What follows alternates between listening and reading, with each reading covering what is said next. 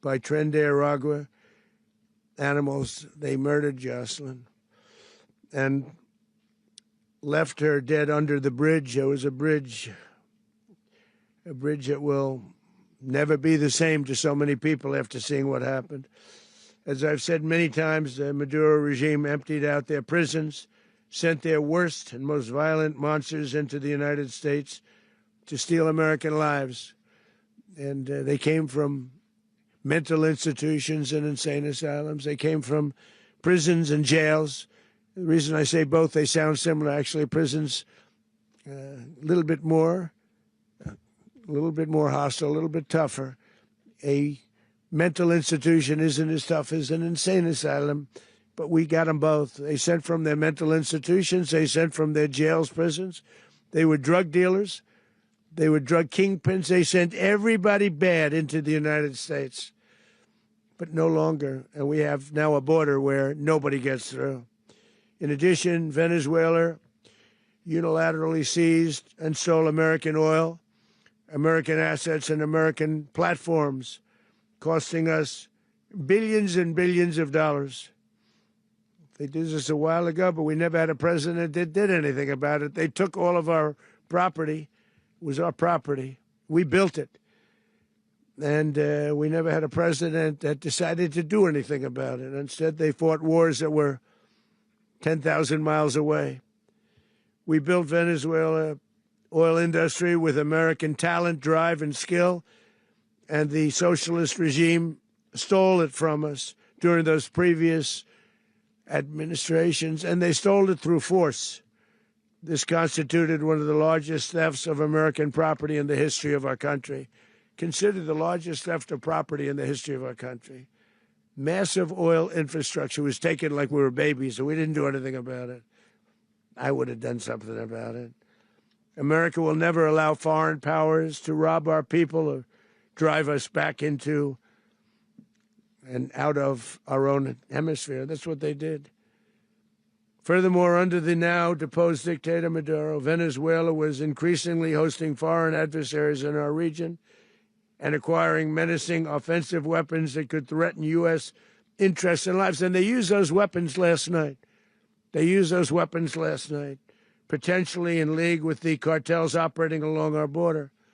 All of these actions were in gross violation of the core principles of American foreign policy, dating back more than 2 centuries.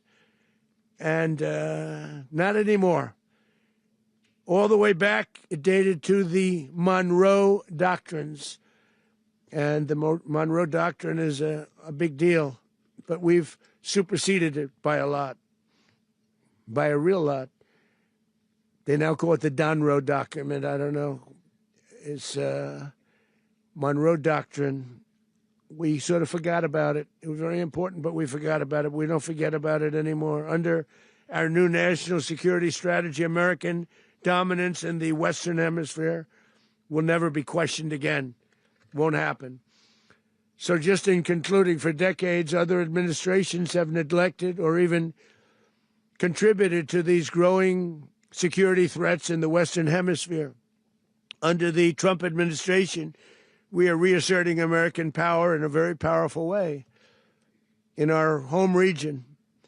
And our home region is very different than it was just a short while ago. The future will be, and we did this in my first term. We had great dominance in my first term, and we have far greater dominance right now. Everyone's coming back to us. The future will be determined by the ability to protect commerce and territory and resources that are core to national security. These are core to our national security. Just like tariffs are, they've made our country rich, and they've made our national security stronger than ever before. But these are the iron laws that have always determined global power. And we're going to keep it that way. We will secure our borders. We will stop the terrorists. We will crash the cartels, and we will defend our citizens against all threats, foreign and domestic. Other presidents may have lacked the courage or whatever to defend America, but I will never allow terrorists and criminals to operate with impunity against the United States.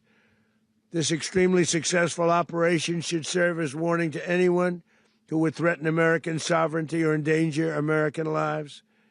Very importantly, the embargo on all Venezuelan oil remains in full effect. The American Armada remains poised in position, and the United States retains all military options until United States demands have been fully met and fully satisfied. All political and military figures in Venezuela should understand what happened to Maduro can happen to them, and it will happen to them if they aren't just, fair, even to their people. The dictator and terrorist Maduro is finally gone, and Venezuela people are free. They're free again. It's been a long time for them, but they're free. America is a safer nation. This morning, it's a prouder nation this morning because it didn't allow this horrible person and this country that was doing very bad things to us. It didn't allow it to happen. And the Western Hemisphere is right now a much safer place to be. So I want to thank everybody for being here.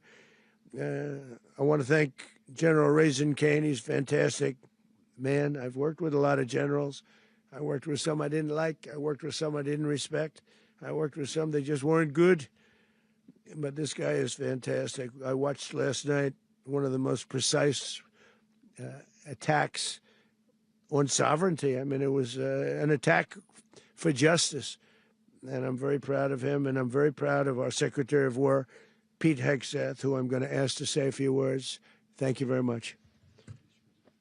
Mr. President, can you explain how the U.S. will